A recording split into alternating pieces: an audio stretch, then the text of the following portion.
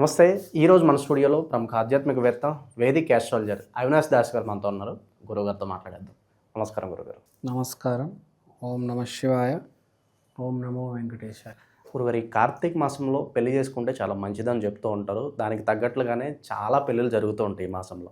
ఏంటి మరి కార్తీక మాసానికి వివాహ బంధానికి ఉన్న ప్రత్యేకత ఏంటి? అలాగే స్టిల్ ఇప్పటికి కూడా చాలా ఇబ్బందులు పడుతూ పెళ్లి కాక ఇబ్బందులు పడుతున్న వాళ్ళకి ప్రత్యేకంగా ఈ కార్తీక మాసానికైనా పెళ్ళి కావడానికి మంచి రెమెడీ మా కోసం తెలియజేయండి. ఫస్ట్ ఆఫ్ ఆల్ పెళ్ళి అంటే ఏంటో మాట్లాడదాం. పెళ్ళి అంటే ఒక అబ్బాయి ఉంటాడు. అబ్బాయి ఒక పీఠం మీద కూర్చుంటాడు. తర్వాత ఒక అమ్మాయి ఉంటుంది.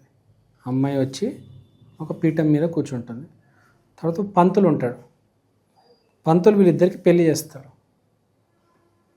మధ్యలో ఒక అగ్నిహోత్రం పెట్టి చుట్టూరు 7 రౌండ్లు వేయాలి. తర్వాత తాళి కట్టాలి, బెల్లం జీలకట్ట తల మీద పెట్టాలి అంటారు. దీన్ని బేసిక్గా పెళ్ళి అంటారు.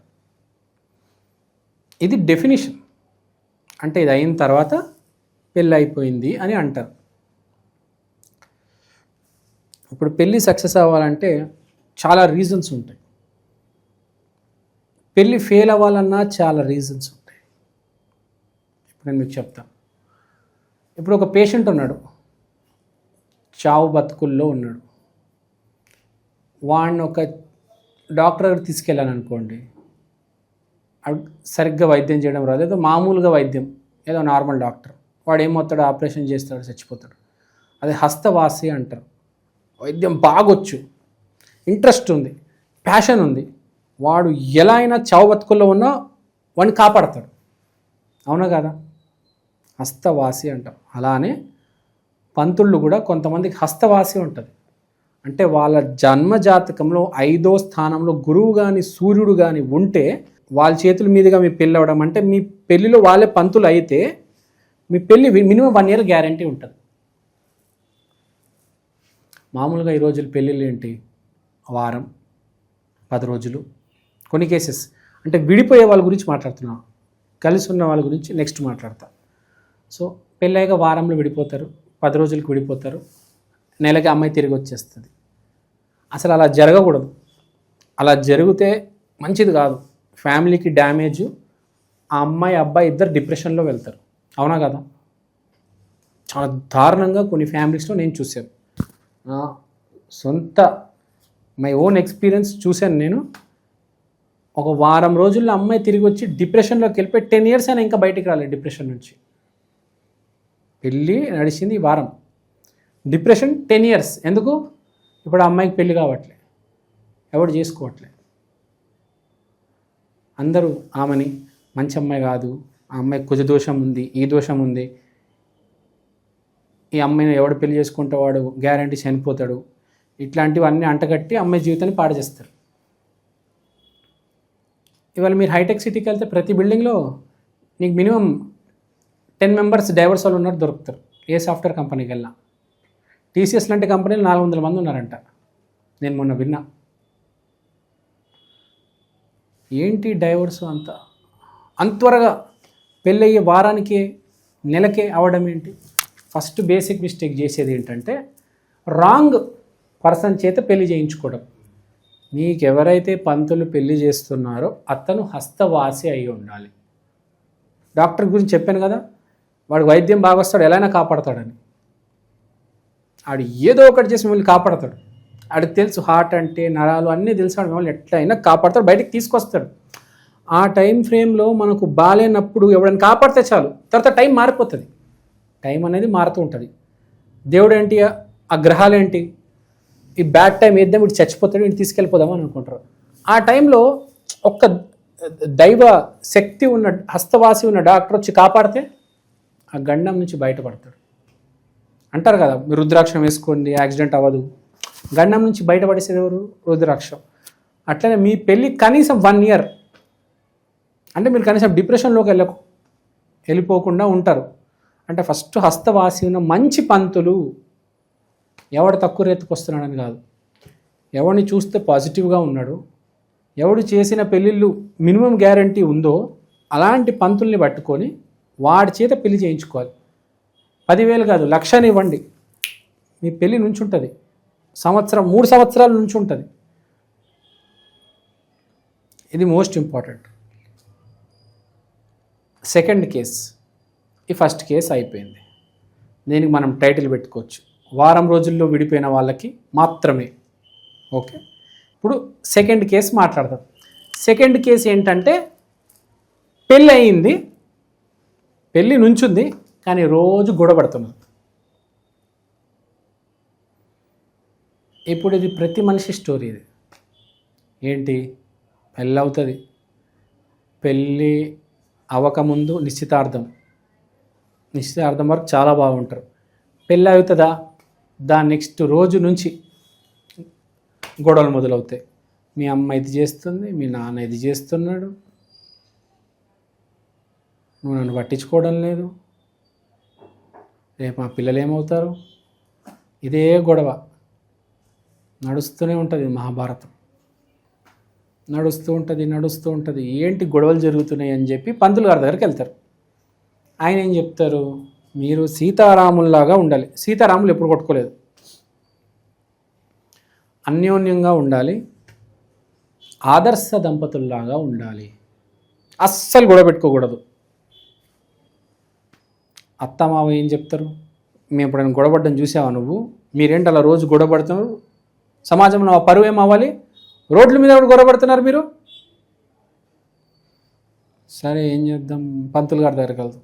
పంతులు గారు ఏం చెప్తారు, సీతారామ కళ్యాణం చేయించండి. సీతారాముల కళ్యాణం చేయిస్తారు. సీతమ్మకి మంచి చీర, రాముల వారికి మంచి బట్టలు వేస్తారు, కిరీటం పెడతారు, పూజ చేస్తారు, పెళ్లి చేస్తారు. ఒకసారి చేస్తారు, రెండోసారి చేస్తారు, మూడోసారి చేస్తారు, నాలుగోసారి, ఐదోసారి, ఆరోసారి, 7 సార్లు చేస్తారు. బేసిక్గా 7 సార్లు చేయమంటారు. 7 సార్లు సీతారాములు కళ్యాణం చేసిన తర్వాత ఏమవుతుంది, ఏమవుతుంది, మారతారా వాళ్ళు, మారతారా, మారరు. సీతారాముల కళ్యాణం జరుగుతున్నప్పుడు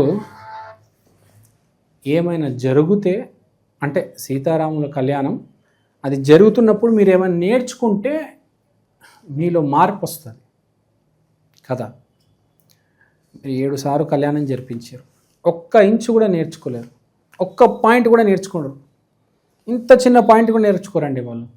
పంతులు గారిని పిలుస్తారు, 7 సార్లు దక్షిణిస్తారు, పంతులు గారు 7 సార్లు పెళ్ళిళ్ళు చేస్తారు. ఫోన్ చూస్తారు, ఇలా ఫోన్ పూజ జరుగుతున్నప్పుడు ఇలా ఫోన్ చూస్తూ ఉంటారు. ఫోన్ నెలగేసి కొట్టండి అంట. ఫస్ట్ నేను పూజ జరుగుతున్నప్పుడు పూజలో ఇన్వాల్వ్మెంట్ ఉండాలి. ఫోన్ చూస్తే మీరు ఆఫీస్లో పనిచేసేటప్పుడు ఫోన్ చూస్తారా, చూడరు కదా. పూజ జరుగుతుంటే ఫోన్ చూస్తారండి, ఇట్లా పెళ్ళి ఏం సక్సెస్ అవుతుంది నాకు చెప్పండి. నేను ఇప్పుడు ఈ రోజు కాదు, ఒక 10 రోజులు అంటున్నా, 10 సంవత్సరాల నుంచి ఏ పెళ్ళికి వెళ్ళినా ఫోన్ చూస్తూ ఉంటారండి. 1,00,000 ప్రాబ్లమ్స్ ఉంటాయి ఆడికి. ప్రతి ఒక్కరి స్టోరీ అదే, పెళ్ళంతో ప్రాబ్లము, భార్యతో గొడవ.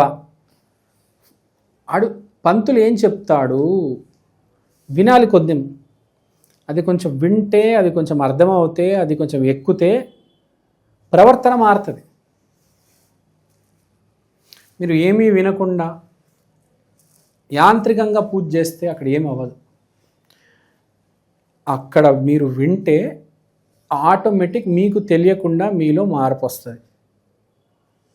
మార్పు వచ్చి మీరు మీ భార్యతో సరిగ్గా ప్రవర్తిస్తారు. అప్పుడు పెళ్ళి అనేది మెల్లిగా ఇంప్రూవ్ అవుతుంది. ప్రతి సీతారామ కళ్యాణం జరిపించిన తర్వాత మీ పెళ్ళి హ్యాపీనెస్, సాటిస్ఫాక్షన్ లెవెల్ ఇంప్రూవ్ అయిందా లేదా చెక్ చేసుకోవాలి. లేకపోతే రెండో కళ్యాణం మళ్ళీ చేయకూడదు. ఇంప్రూవ్ అయింది పేపర్ మీద రాసుకొని రెండో కళ్యాణం, ఇంకా బెటర్మెంట్ వచ్చింది, మూడో కళ్యాణం, 4, 5, 6, 7. మీరు ఫోన్ చూస్తే మాత్రం ఏది అవ్వదు. సో చేసేది సీరియస్గా చేయాలి. 10 మందిని పిలిపిస్తారు, 20 మందిని, 30 మందిని పిలిపిస్తారు, క్యాటరింగ్ పెట్టిస్తారు, 100 మందికి భోజనాలు పెట్టిస్తారు. దీంట్లోనే ఉంటుంది దృష్టి. అత్తగారు మీరు ఇది తినండి, మేనత్త మీరు ఇది, బామ్మర్ది నువ్వు ఇది తిను. ఇదే ఈ నామోషిల్లో అయిపోతుంది. కళ్యాణం అంటే అక్కడ వచ్చింది ఏంటంటే కొత్త బట్టలు వేసుకొని రావాలి, మంచి భోజనం చెయ్యాలి, పూజ జరుగుతున్నప్పుడు ఫోన్ చూడాలి, వెళ్ళిపోవాలి. పూజ చేస్తుంది ఎందుకు? మీ రిలేషన్షిప్ ఇంప్రూవ్ అవుదామని. మీ మైండ్ అంతా అంటే మీకు తెలియంది ఏంటంటే మీ పూజ ఫెయిల్ అయింది, మీ క్యాటరింగ్ సక్సెస్, మీ ఫ్యాషన్ షో సక్సెస్, అన్నీ సక్సెస్ అయినాయి, కానీ మీ పూజ ఫెయిల్ అయింది అని తెలుసుకోవాలి. అందరూ చుట్టాలు వస్తారు కదా, మంచి బట్టలు వేసుకొని ఫ్యాషన్ షో చేస్తారు, మంచి ఫ్యాషన్ షో చేస్తారు, ఆ బఫే కూడా మంచి ఎంజాయ్ చేస్తారు, మంచి ముచ్చట్లు కూడా చెప్తారు. పూజ ఫెయిల్ అయిందని తెలియదు, అర్థం కాదు. ఆ పెళ్ళి అలానే ఉంటుంది, మళ్ళీ గొడవడుతూ ఉంటారు. పూజలో ఇన్వాల్వ్మెంట్ ఉండాలి. మీరు చూడండి, ఉన్నత కుటుంబాలు ఉంటాయి కదా కొంతమందివి, నేను చూశాను, పూజలో బాగా ఇన్వాల్వ్ అవుతారు, ఫోన్లన్నీ పక్కన పడేస్తారు. గమనించారా? ఆ భార్య భర్త, పంతులు ఇక్కడ ఉంటే భార్య భర్త దగ్గర వింటూ ఉంటారు. వాళ్ళు ఉన్నత కుటుంబాలు అంటే డబ్బున్న కుటుంబాలు కాదు, మ్యారేజ్ సక్సెస్ అయిన వాళ్ళు వింటారు. వాళ్ళు అక్కడ ఏం జరుగుతుంది అన్న స్టోరీ వింటారు. సీతారాములు ఎంత అన్యోన్యంగా ఉండేవాళ్ళు, సీత ఏమనేది, రాముడు ఏమనేవాళ్ళు, వాళ్ళకి అంత బాండింగ్ ఎలా వచ్చింది అని ఒక అండర్స్టాండింగ్ ఉండేది. వాళ్ళకి అసలు అంత బాండింగ్ రావడానికి కారణం ఏంటి అనేది కూడా తెలుస్తుంది పూజ వింటే. సో పూజ చేసేటప్పుడు దయచేసి పూజలోనే ఉండండి. పూజ చేసేటప్పుడు వాట్సాప్లో ఉండకూడదు, పూజ చేసేటప్పుడు ఇన్స్టాగ్రామ్లో ఉండకూడదు, పూజ చేసేటప్పుడు పూజలోనే ఉండాలి. అది చాలా ఇంపార్టెంట్. ఒకప్పుడు ప్రాబ్లమ్స్ వస్తే సీతారామ కళ్యాణం చేయించి ప్రాబ్లం నుంచి బయటపడిన వాళ్ళు ఉన్నారు, ఒక తరం వెనకపోతే. ఇప్పుడు అసలు పూజలు ఫెయిల్. ఇంకొక తరం ముందుకెళ్ళామనుకోండి అసలు పూజలే ఉండవు, డైవర్సిటీ విపరీతంగా పెరిగిపోద్ది. ఇప్పుడు కూడా టైం ఉంది. పూజలో సీరియస్గా ఇన్వాల్వ్ అయ్యి చెప్పింది విని అనలైజ్ చేస్తూ ఉండాలి. అంతంత ఈజీగా అర్థం కాదు, అది ఏదో స్టోరీ చెప్పారు వినడం కాదు, అనలైజ్ చేస్తూ ఉండాలి. అక్కడ స్టోరీ ఏముంటుందంటే, దశరథ మహారాజు రాముడికి ఏం చెప్తాడు, 14 సంవత్సరాలు వనవాసం వెళ్ళిపో అంటే వెళ్ళిపోతాడు. నేను ఎందుకు వెళ్ళాలి అని నాన్నకి ఎదిరించి చెప్పడు. అంటే ఫస్ట్ పాయింట్ ఏం నేర్చుకున్నాము, నాన్నకి ఎదురు సమాధానం ఇవ్వకూడదు అని. అలానే సీతారాముల గురించి చెప్తున్నప్పుడు సీత రాముడి మాట వినేది, రాముడు సీత మాట వినేవాడు. సీత మాట్లాడేటప్పుడు రాముడు సైలెంట్గా ఉండేవాడు, వినేటోడు. రాముడు మాట్లాడేటప్పుడు సీత సైలెంట్గా వినేది.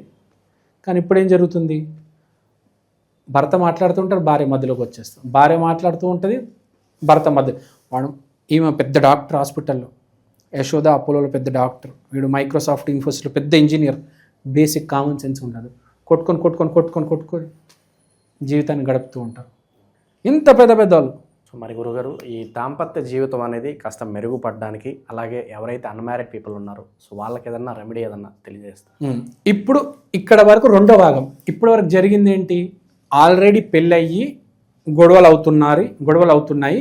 ఆ గొడవల్ని తగ్గించుకొని ఎలా మనం ముందుకెళ్ళాలి అనేది పెళ్ళి కాని వాళ్ళకి రెమెడీ. సో పెళ్ళి కాని వాళ్ళకి రెమెడీ ఏంటి, అసలు పెళ్ళి అంటే ఏమనుకుంటున్నారు మీరు చెప్పండి. పెళ్ళి అంటే ఏమనుకుంటున్నారు జనరల్ మిమ్మల్ని అడుగుతున్నా. సో జీవితకాల బంధం. అసలు బేసిక్గా పెళ్ళి అంటే ఏంటి, అసలు మీరు పెళ్లి చేసుకుంటున్నారా నిజంగా?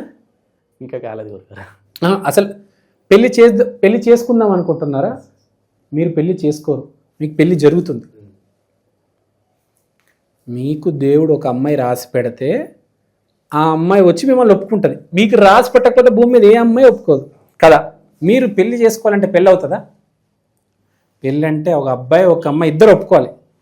ఇప్పుడు అన్నం తినాలంటే మీరు ఒక్కరే వండుకొని హ్యాపీగా తినగలుగుతారు, మిమ్మల్ని ఎవ్వరు ఆపలేరు. కానీ పెళ్ళి అవ్వాలంటే ఎదురు మనిషి ఒప్పుకోవాలి.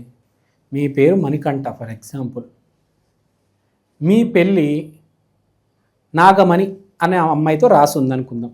మణికంఠ వెట్స్ నాగమణి. ఇప్పుడు నాగమణి అనే అమ్మాయి ఒప్పుకుంటూనే కదా మీ పెళ్ళి అయ్యేది. నాగమణి అసలు ఒప్పుకోకపోతే మీ పెళ్ళి అవుతుందా లేదా? నాగమణి ఎందుకు ఒప్పుకుంటుంది నేను అడుగుతున్నా. ఫస్ట్ నాగమణి మణికంఠ గారిని ఎందుకు పెళ్లి చేసుకోవడానికి ఒప్పుకుంది అంటే బేసిక్గా ఏంటి, వీడు మంచివాడు అని అనుకుంటే, మణికంఠ మంచోడు, నన్ను బాగా చూసుకుంటాడు, పెళ్లి చేసుకుంటుంది. పెళ్ళి అనేది అడుక్కునే వాళ్ళల్లో యాచకులకి పెళ్ళి అవుతుంది, ధనవంతులకి పెళ్ళి అవుతుంది, మిడిల్ క్లాస్ వరకు పెళ్ళి అవుతుంది, లోవర్ మిడిల్ క్లాస్, అన్ని ఎకనామిక్ క్లాసెస్లో పెళ్ళి అనేది జరుగుతుంది. కొంతమందికి జరగదు, బాగా డబ్బు గల వాళ్ళు ఉంటారు, కొంతమందికి పెళ్ళి జరగదు. యాచకుల్లో కూడా కొంతమందికి పెళ్ళి జరగదు. అంటే పెళ్ళి అనేది ఫైనాన్షియల్ దానికి సంబంధించింది కాదు, అది ఫస్ట్ తెలుసుకోవాలి. పెళ్ళి అంటే ఏంటి, వీడు మంచివాడా కాదా. ఫ్రాంక్గా చెప్తున్నా, మీకు నిజంగా పెళ్ళి అవ్వాలంటే ఫస్ట్ మీరు మంచి వాళ్ళు అయి ఉండాలి. తర్వాత కమిట్మెంట్ అనేది ఉండాలి. ఒక మాట ఇచ్చారు అంటే దాని మీద నిలబడగలగాలి. మీరు కనుక ఒక మాట మీద నిలబెట్టలేకపోతే మీకు పెళ్ళి అవ్వదు. పెళ్ళి అంటే ఏంటి, బేసిక్గా ఒక అమ్మాయితో ఇంతకాలం కమిట్మెంట్.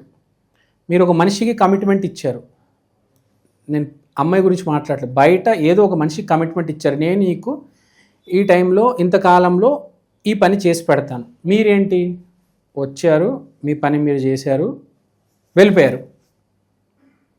అంటే దేవుడు చూస్తాడు, ఈ మనిషికి కమిట్మెంట్ ఉంది, ఈ మనిషి ఒక పనిని మొదలు పెడితే, ఒక మాట ఇస్తే వదిలిపెట్టాడు, దాన్ని ఎలా అయినా కంప్లీట్ చేస్తాడు. సో ఒక అమ్మాయి కూడా మిమ్మల్ని లైక్ చేస్తుంది. ఎందుకు దేవుడు పంపిస్తున్నాడు, ఈ మనిషికి కమిట్మెంట్ ఉంది, ఈమెను వాడేసి వదిలేయడు, 100 years ఈ అమ్మాయితోనే ఉంటాడు, అవునా కాదా. అప్పుడు మీకు పెళ్ళి అవుతుంది. పెళ్ళి అవ్వడానికి మెయిన్ మంచివాడు, సెకండ్ కమిట్మెంట్. సో ఈ రెండిట్లో మీకు ఏదైనా మిస్సింగ్ ఉంది, కమిట్మెంట్ లేకపోయినా, ప్లస్ మనిషి అంటే మినిమం హ్యూమానిటీ ఉండాలి. కమర్షియల్ ఎక్కువ అయిపోతే కూడా పెళ్ళి అవ్వదు. అంటే బేసిక్గా చాలా సింపుల్గా చెప్తాను. మణికంఠ గారు మీకు ఫ్రెండ్ ఉన్నాడు అనుకోండి, నేనే మీ ఫ్రెండ్, లేకపోతే కెమెరామ్యాన్ ఫ్రెండ్. నా పట్ల మీకు ఒక మనిషి పట్ల బేసిక్గా ఈడొక మనిషికి మనం సహాయం చేయాలి అని ఉంటే దేవుడు మీకు పెళ్ళి అయ్యేటట్టు చూస్తాడు. పెళ్ళి అంటే ఏంటి, ఆ అమ్మాయి మిమ్మల్ని చూసుకుంటుంది, మీరు మనిషి జాతిని బాగా చూసుకుంటే మీ భార్య మిమ్మల్ని చూసుకుంటుంది. గివ్ అండ్ టేకే కదా. న్యూటన్ ఏం చెప్పాడు, for every action there is an equal and opposite reaction. Opposite ఏంటి, ఆపోజిట్ అంటే ఏంటి, నేను మేల్, మీరు నాకు సాయం చేస్తే ఆపోజిట్ ఏంటి, ఫీమేల్. మీ దగ్గర అర్థమైందా, మీరు నాకు ఒక సహాయం చేస్తే నాది మేల్ జెండర్, ఒక ఫీమేల్ జెండర్ అమ్మాయి మీకు సహాయం చేస్తుంది, అదే పెళ్ళి. అంటే మీరు ఫ్రెండ్షిప్, నాతో ఫ్రెండ్షిప్ సరిగ్గా ఉంటే మీకు పెళ్ళి అవుతుంది. చాలామందికి తెలియదు ఇది. మీ ఫ్రెండ్షిప్ ఎంత పవిత్రంగా ఉంటుందో మీ మ్యారేజ్ కూడా అంతే అన్యోన్యత ఉంటుంది. అంటే మీరు జస్ట్ ఫ్రెండ్షిప్ కాదు, ఒక గురువు అవ్వచ్చు, ఒక తండ్రి కావచ్చు, సిస్టర్, మానవ జాతితో మీరు కొంచెం సవ్యంగా ప్రవర్తిస్తే, అంటే మానవ జాతికి మీరు ప్రేమ పంచితే మీ భార్య వచ్చి మీకు ప్రేమ ఇస్తుంది.